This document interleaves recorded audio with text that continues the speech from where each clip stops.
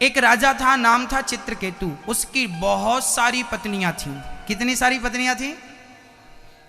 परंतु दुर्भाग्य देखिए, एक भी पत्नी को बेटा नहीं था। राजा बड़े चिंता में डूब गए, क्या करूं। एक दिन महात्मा जी आए, चरण पकड़ लिया, महात्मा जी कोई बेटा नहीं है, कृपा करो तो बेटा मिले। संत जी ने कहा कि तेरी किस्मत में पुत्र है ही नहीं, तो बेटे का ख्याल छोड़ दे। चरणों में माथा पीटने लगे, ना ना आप तो संत हो, बेटा दो। तब संत ने एक फल निकाला, कहा पत्नी को खिलाना, पुत्र होगा।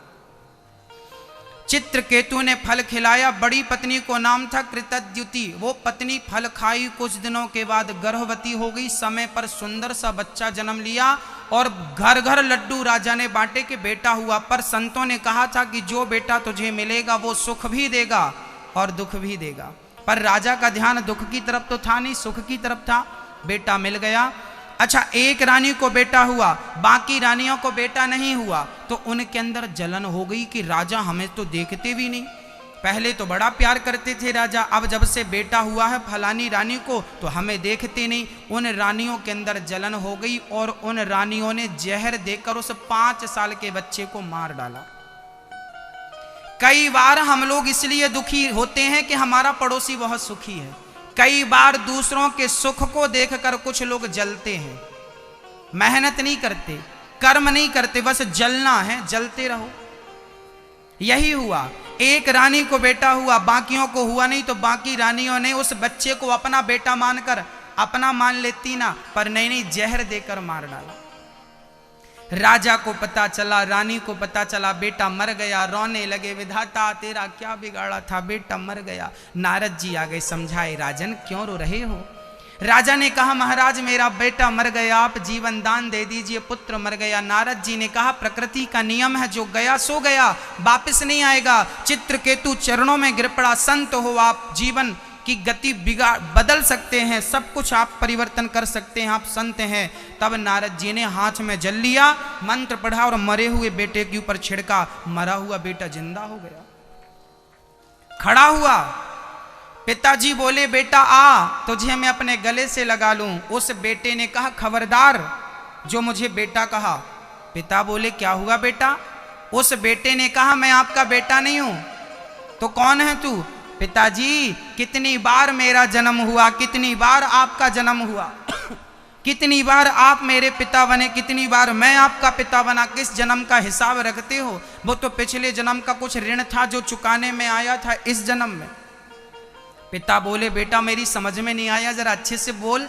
तब उस बच्चे ने कहा कि पिताजी पिछले जन्म में मैं भिखारी था, आपके घर भीख मांगने आया था, तो आपने मुझे गेहूं का आटा दिया था और साथ में गाय का सूखा हुआ गोबर, ओपले, कंडे आपने दिए थे।